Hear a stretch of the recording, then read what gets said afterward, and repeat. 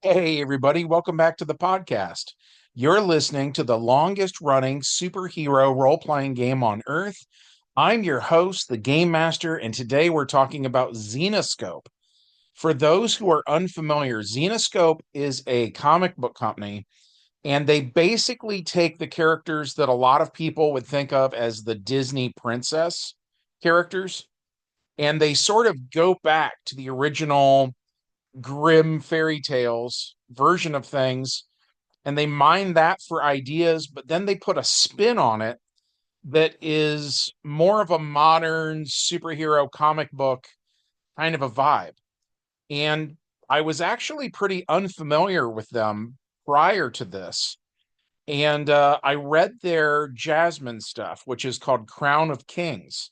So that was the inspiration for this adventure. At any rate, before we get more into it, smash that like button, make sure you're subscribed, and as always, leave us a comment. That helps us out with the YouTube algorithm, but also we love to hear from you guys. We have an awesome community here, and it's thanks to you. So thank you so much for being here. So, having said all that, let's get into it. The prologue of today's story takes place thousands of years ago when a woman named Jasmine was nothing more than a street thief. She stole to eat and survive, but one day she tried to steal from the wrong person and was caught. She made a deal, but was betrayed and was turned into a genie. She was powerful and feared, but was nothing more than a slave, always bound to the whims of her master. And then that brings us to the main plot of this adventure, which took place in the modern era in the city of Petra, where a villainous organization known as the 40 Thieves and their leader, Ali, are searching for an artifact called the Crown of Kings. The crown is an artifact that, in some ways, is similar to the Infinity Gauntlet, but it was forged in ancient times and infused with genies associated with the various elements. At one point, it was worn by a man who was half human and half demon, and his name was Baal. And he was a bit like the Thanos of the ancient world in a way. He killed many genies and was a huge problem, partially because he was wearing this crown. So, if the 40 thieves get their hands on the crown, who knows what might happen? So Jasmine finds them, and then she and Ali fight. They are interrupted when one of the thieves finds the first piece of the crown. But as soon as he touches it, the Guardians awaken. And in this case, the Guardians are the animated remains of every adventurer who's gone looking for the crown over the years. So Jasmine and the 40 thieves are all attacked by an army of the undead. Ali opens a portal to Spain, and the 40 thieves run through it, continuing their search for the next piece of the crown. They intend to leave Jasmine to perish at the hands of the undead, but she jumps through the portal after them. Jasmine and Ali argue, and in the end, Jasmine goes to the castle where the next piece is, and the 40 thieves follow her. They encounter the Knights Templar, an ancient order of knights, and they are currently wearing enchanted armor and they wield swords that glow with energy. As the 40 thieves fight the knights, the water elementals who guard the next piece of the crown sense Jasmine. They know that she was a genie and that her powers have diminished. And if Jasmine had the crown, she would be powerful again. So Jasmine threatens one of these knights, and he says, "We are Legion." So she beheads him, then attacks his fellow knights. One by one, they fall victim to her flaming scimitar. And in the end, the water elementals thank her and give her the next piece of the crown. She goes outside where the 40 thieves are at, and again, she fights with Ali. They attack her, steal the two pieces of the crown. Then Ali opens a portal to Ireland, and they go through without her. So she unrolls her magic carpet and follows her there on her own. As soon as she finds the 40 thieves, they attack her. Ali uses the sorcery power to hit her with an energy blast. She attacks him with her flame sword. He fights back with energy daggers, and they cut each other until they both collapse. After they're knocked out, strange things happen. The place where they fought was full of magic. Earth golems drag them underground, and they experience not only personality transfer, but they're able to see each other's memories too.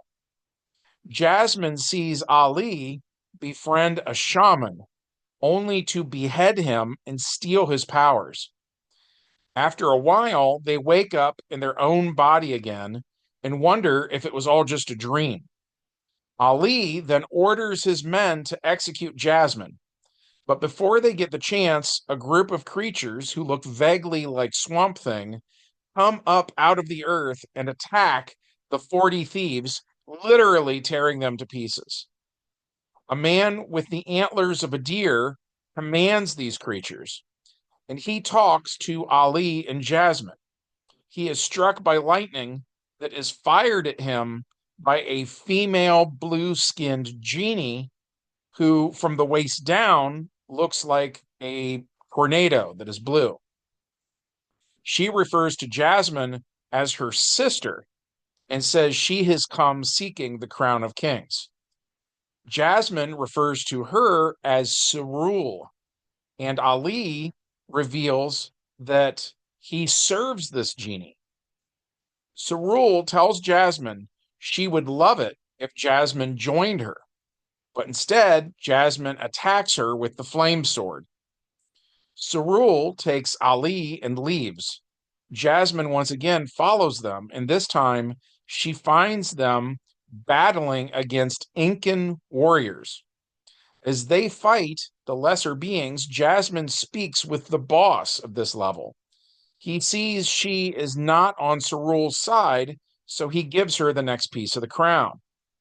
Jasmine heads for the Great Wall of China. Sule and Ali follow, and when they catch up to her, Jasmine gets help from an old friend who is a colossal Chinese dragon. They fight Sule together, and we learn that the genie known as Sule has a master, and it is Baal. His wish is to return, and Sule is trying to grant that wish. So Jasmine runs her through with the flame sword, and Sule sifts apart into ashes on the wind. The Chinese dragon devours Ali, and the crown of kings is placed on Jasmine's head. Which brings us to our epilogue. Now that Jasmine is powerful once more, she decides that she wants to unite the Middle East under her own rule. So she goes to the place where she was born all those centuries ago. Before, she was a genie, and she uses the power of the crown, which gives her the abilities of all genies, and she topples the regime there. Soldiers open fire on her, but Jasmine roasts them with fire while freezing others with ice. She causes earthquakes and windstorms, and soon this country belongs to her. As a genie, for centuries, she was the slave of men, so now she wants these men to be her slaves. And that was it for this game session. My friend Jason played Jasmine. We tried to get my other friend Jake to play, but he's a pretty busy guy, and he wasn't able to be here for this one. Before I forget, I should mention that this was based on the Jasmine comics that Zenoscope makes. I read the Crown of Kings miniseries, then made this adventure based on those issues, and we come pretty close to following it until you get to the end. In the comics, the Crown of Kings seems to just not be around, and a powerless Jasmine goes to Pennsylvania, of all places, which Jason and I both thought wasn't a very interesting ending. We both liked the bigger issue of a genie in the modern era. doing the whole conquest thing. Which, by the way, if you follow the podcast, you might remember me saying a while back that my son came to me relatively recently, and he said that if the players have to just maintain the status quo, then it feels like a form of railroading. So we introduced a different dimension called Earth H, which was going to be a more traditional comic book universe, while our main setting of Earth K, our players would finally be free to try to change things a little more. So that's what we're starting to see now. Jason played Jasmine and is trying to become the ruler of basically a new Persian empire, right? And we saw the recent adventure where Tiwan Khan is more or less trying to do the same thing in Mongolia. So we're going to be seeing some more of that as all of this unfolds.